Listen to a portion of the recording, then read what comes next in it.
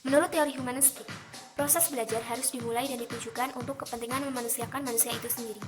Irawan, tahun 2001, halaman 12-15, teori humanistik menekankan pentingnya isi yang dipelajari dari proses belajar itu. Teori humanistik bersifat eklektik, artinya memanfaatkan teori apapun asal tujuannya memanusiakan manusia, yaitu mencapai aktualisasi diri, pemahaman diri, serta realisasi diri orang yang belajar secara optimal. Tokoh psikologi humanistik adalah Carl Rogers, Benjamin Bloom, dan David Cradwell yang disebut dengan taksonomi Bloom, Cole, belajar 4 tahap, Honey dan Mumford, macam-macam siswa, dan Habermas, 3 macam tipe belajar. Yang kedua adalah pandangan Rogers tentang belajar. Rogers menjelaskan bahwa siswa yang belajar hendaknya tidak dipaksa, melainkan dibiarkan belajar bebas. Siswa diharapkan dapat membebaskan dirinya sehingga ia dapat mengambil keputusannya sendiri dan berani bertanggung jawab atas semua itu.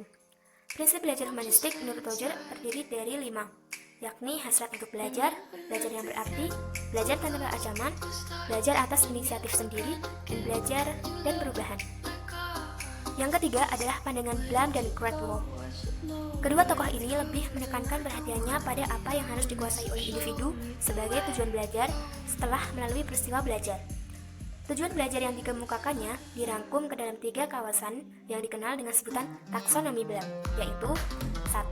Kawasan kognitif, terdiri dari pengetahuan, yaitu mengingat dan menghafal, pemahaman atau interpretasi, aplikasi, penggunaan konsep untuk memecahkan masalah, analisis, menjabarkan suatu konsep menjadi utuh, evaluasi atau membandingkan nilai-nilai sebagai bagian dari pola hidup, dan kreativitas. Kemudian yang kedua, ranah efektif. Terdiri dari pengenalan atau ingin menerima, sadar akan adanya sesuatu, merespon, aktif berpartisipasi, penghargaan, menerima nilai-nilai setia pada nilai tertentu, pengorganisasian, menghubungkan nilai-nilai yang dipercayai, dan pengamalan, atau menjadikan nilai-nilai sebagai bagian dari pola hidup. Yang ketiga adalah ranah psikomotorik.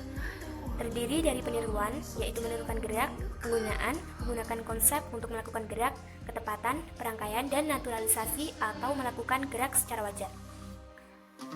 Yang keempat adalah pandangan Cole terhadap belajar.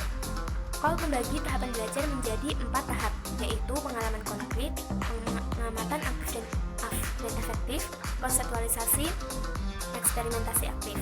Menurutnya, siklus belajar ini terjadi secara berkesinambungan dan berlangsung di luar kesadaran si pembelajar. Dengan kata lain, meskipun dalam teorinya kita mampu membuat garis tegas antara tahap satu dan tahap lainnya, namun dalam praktik peralihan dari satu tahap ke tahap lainnya itu seringkali terjadi begitu saja, sehingga sulit untuk menentukan kapan beralihnya. Kemudian yang kelima adalah pandangan Honey dan Mumford terhadap belajar. Honey dan Mumford membuat penggolongan siswa. Ia membagi siswa menjadi 4 macam tipe atau golongan, yaitu yang pertama, siswa aktivis. Para aktivis adalah mereka yang suka melibatkan diri dan berpartisipasi aktif dalam pengalaman-pengalaman baru.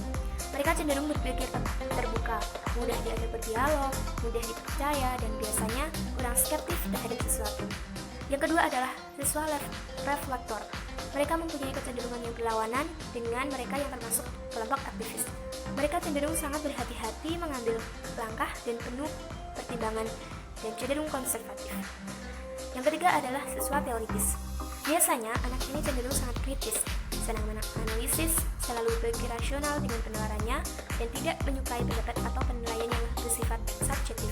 Mereka tegas dan berpendirian kuat, sehingga tidak mudah dipengaruhi oleh pendapat orang lain. Yang keempat adalah pragmatis. Mereka menaruh perhatian pada aspek praktis dari segala sesuatu. Tidak suka terlalu banyak teori, konsep, dalil, dan sebagainya. Mereka tidak suka bertele-tele membahas aspek teori filosofis dari sesuatu. Bagi mereka, sesuatu dikatakan ada gunanya dan baik hanya jika bisa dipraktikkan dan bermanfaat bagi kehidupan manusia. Yang keenam adalah pandangan Habermas terhadap belajar. Habermas percaya bahwa belajar sangat dipengaruhi oleh interaksi, baik dengan lingkungan, yaitu alam dan sosial, maupun dengan sesama manusia, sebab keduanya tidak dapat dipisahkan. Ia membagi tipe belajar menjadi 3, yaitu yang pertama, belajar teknis atau technical learning. Belajar bagaimana seseorang dapat berinteraksi dengan lingkungan alamnya secara benar.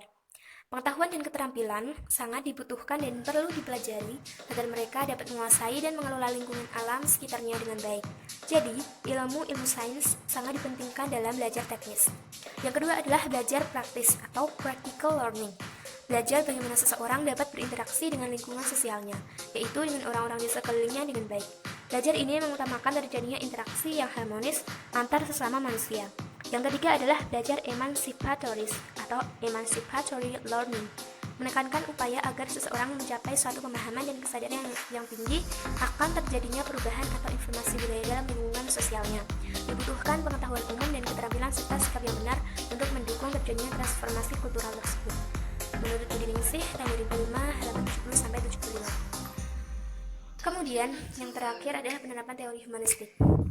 Teori humanistik akan berjalan apabila diterapkan dengan baik. Menurut Irawan tahun 2001 nomor 35, penerapan teori belajar humanistik dalam pembelajaran atau kegiatan instruksional adalah melalui tahap-tahap sebagai berikut.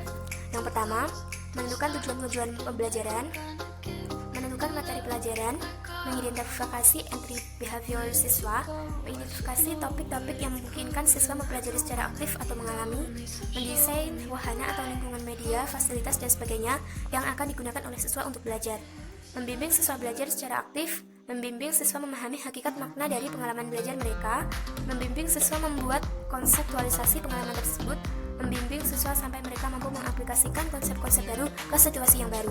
Dan yang terakhir adalah mengevaluasi proses dan hasil belajar